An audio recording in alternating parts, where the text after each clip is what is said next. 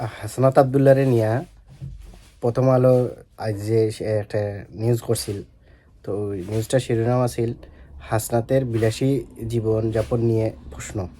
এর পরিপ্রেক্ষিতে হাসনাত আবদুল্লাহ ফেসবুকে একটা স্ট্যাটাস দিয়া এটার প্রতিবাদ জানাইছেন এবং কিছু কথা লেখছেন যেটা খুব গুরুত্বপূর্ণ, যেটা আমি মনে করি যে আপনারা একটু পড়িয়া শুনানি দরকার। তাই শুরুতেও কইছেন যে প্রথম আলোর সাংবাদিকরা অনুরোধ জানাইছেন তার বাসা তাইয়া তানার বিলাসী জীবনযাপন কিলা করা এটা দেখার লাগি। এবং এটা দ্বিতীয় প্যারাতে ইয়ে কইছেন, দিল্লি থেকে লিখে দেয়া নিউজ করে যদি ভেবে থাকেন হাসনাত আবদুল্লাহকে থামাতে পারবেন, তাহলে আপনারা এখনও ভুলের জগতে আছেন। তামার হলে তো সেই দিন থেমে যেতাম।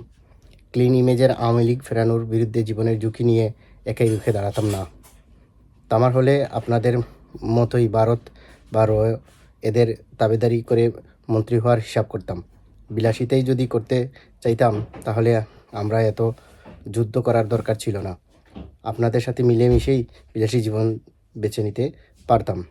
আমি সেটা করিনি এবং করব না। যতই তথ্য সন্ত্রাস করেন, আমি ভারত আর রয়ের বিরুদ্ধে কথা বলা থামাবো না। আওয়ামী লীগের ফেরানোর কোনো উদ্যোগ জীবন থাকতে সফল হতে দিব না। তাই শেষের দিকে একটা কথা কইছেন, প্রথম আলো বরাবরই এদেশের সৎ এবং দেশপ্রেমিক রাজনীতিবিদদের নিয়ে মিথ্যাচার করছে। ভারতীয় সাম্রাজ্যবাদের বিরুদ্ধে যে বা যারাই দাঁড়ানোর চেষ্টা করছে তাদেরকেই আক্রমণের লক্ষ্যবস্তু বানানো হয়েছে। আমি সেই তালিকায় সর্বশেষ সংযোজন। রয়ের বিরুদ্ধে পুশ দেওয়ার দুদিনের মাথায় আমাকে নিয়ে তথ্য সন্ত্রাস কাকতলীয় হতে পারে না। এসব তথ্য সন্ত্রাস দিয়ে আমাকে থামানো যাবে না। যতদিন দেহে প্রাণ আছে আমি এই দেশে দিল্লি সাম্রাজ্যবাদের বিরুদ্ধে এবং আওয়ামী লীগের বিরুদ্ধে কথা বলে যাব।